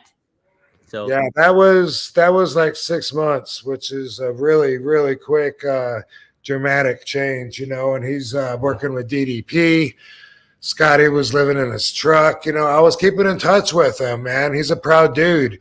Yeah. He was like, I don't want you to send me no money. Like, what if I just call and get a hotel and just go stay there just for the night, and get warm or something? I don't want that from you. I'm fine, as long as you're still there for me or whatever. Of course, now he's in a total different position. And man, there's a video that we got this from. This was the thumbnail from it. Damn, what is the video called? I can't tell anyone how to look for it now. I think it's called Novia. Let me just. Yeah, maybe. Okay. Maybe that's what it's called. But it's Novia is the denture place. And he had like no teeth, and they gave him teeth and then showed him his smile. And the whole episode was so inspirational. I was smiling from ear to ear watching it. And it was just like, it was so cool to see him get into shape and get confident. And according to Katie, he's a handsome dude too. I look at him and I think, he looks successful. I would think that guy is a entrepreneur of some kind of business. I don't know what he does, but if I didn't know him, Yeah. So that's definitely worth mentioning. He told me he was going to be on camera during Sting's retirement match. So I guess hopefully they showed him. He was there. They showed him. They mentioned him too on air too. Awesome. Yeah. So he was sitting ringside with Magnum TA, Lex Luger. Well, no, was Lex Luger there? Magnum TA and somebody else. Oh, Nikita Koloff was there too, and then Scotty Riggs was ringside. So cool. Pretty darn cool. And the video, guys, if you do want to check it out, go on YouTube. The transformation of Scotty Riggs. Type that in. It's part 2. And Yeah, that's right. And Rob, you said too, it's Novia Dental Implant Center. So What an inspirational video, man. It's like 9 minutes. And I was watching that, and it just made me happy watching that. I was like, man, I got to remember to mention that on the show to people that want to bring your energy up. Watch that. It's a really inspirational video. Scotty's a good guy. He's proud. And as you see, he was shown that it's never too late to be moving in the right direction. 100%, Rob. Hey, yeah. This episode moved in the right direction, Rob. It was a lot of fun. We covered a lot of ground and got this weekend. Wait, when does this? Because not Friday, right? That's right. Yes. So, Rob, you have a little something going on this weekend. March 9th. I'm in Chillicothe, Ohio. First ever match between RVD and Matt Riddle. Bro, wow. Yes, how about sir. That? And that is Saturday in Chillicothe, March 9th. March 10th, I'm in Clay, New York, which is right outside of Syracuse. And I am appearing at the Ravens. What is it? Ravens Joint. Ravens Joint. Yeah. Ravens Joint is they're having their grand opening this weekend. It's a marijuana dispensary. It's going to be a huge deal. You can find the details and information for RVD's appearance at meetrvd.com. They went all out for this appearance. And I haven't looked to see if this is on meetrvd.com. It probably is. But the guy told me since it's a dispensary and kids aren't going to be coming to meet RVD there, he asked me if I could stop by this other place too, where the kids can see me. And so I'm doing another appearance there afterwards, I suppose. And so you might want to look at meetrvd.com and see if information is on there, if you've got some chillins or if you're not an adult. And that way you don't miss out on seeing the whole effing show, yo, bro. Rob, I think it's Market Fair North, it might be, is what maybe it says. It says, meet Rob Van Dam, WWE Hall of Famer, world-renowned professional wrestler who gained widespread acclaim in high-flying martial arts influenced wrestling style. Market Fair North in Clay, New York. So take a look. Yes, go to meetrvd.com. They have the event information and the photo opportunities and all that stuff. So if you have some kids, maybe you can bring them and check them out and meet Mr. Monday Night, Mr. Wednesday Night, Mr. Every Damn Day of the Week. So there you go. How about that? We got another super chat that chimed in here. Naval Nation 2, thanks for the £5. How long you in AEW for? Are you part-time contract or when they need you like an agency? Rob, you're set up basically when Tony calls you, right? Basically, yeah. It's not him that personally calls me. I mean, he has, it started that way. And now I talk to, I guess you guys probably do want to know. I was going to say you guys probably don't care, but you probably do care. Sanjay. Oh, okay. Sanjay. Nice. And he'll text me and say, hey, RVD, can you work, next Saturday, March 15th in, or sometimes it'll say where, or else he won't say where. Sometimes he'll say where. Otherwise, can you work next Wednesday, March 20th or whatever? And I'm like, I sure can, dude. And then we do it. And that's it. This current booking that I have on the table for 420 is the second most time that I've been allotted for a match after it's booked, so I had 5 matches and then one booking that was just my first appearance with Jungle Boy. Yeah. And so that one was seemed like it was at least 8-9 months in advance, that first one. Wow. Every other one has been like a week in advance. And then I got this 420 one coming up that they must have something special in mind because they reserved that I guess a couple of months ahead of time. So yeah, I don't have any kind of a long-term commitment with them. Just a great relationship. I love being an independent contractor. I am a gun for hire. Bang bang. Um, it works out great, I think, for both parties. Hopefully, for everybody at this point. Damn good relationship, right there. Oh. How about that? Cool. Rob, anything else you want to mention before we end the show here? No, I think maybe we covered it all. We talked about the action figure. When is that coming out? Do you know? I'm not sure. I think I know it's not available to order yet, and I think it's a Walmart exclusive if I read that correctly too. But such a cool figure. Definitely keep your eyes peeled for that. And any information we'll be sure to promote it on here. So. Yeah, man, we'll go take care of the weekend, knock out Ohio, and then go straight up to New York. A little bit of travel, but we'll suck it up. We'll get it done. We'll meet a bunch of fans. It'll be awesome, and then we'll come right back here next week. Next week here on One of a Kind with RVD. Thanks, Rob, and thanks everybody for tuning in. Thanks, Tom. Yepper, you know. Thanks, Van Dam fam. See you next week.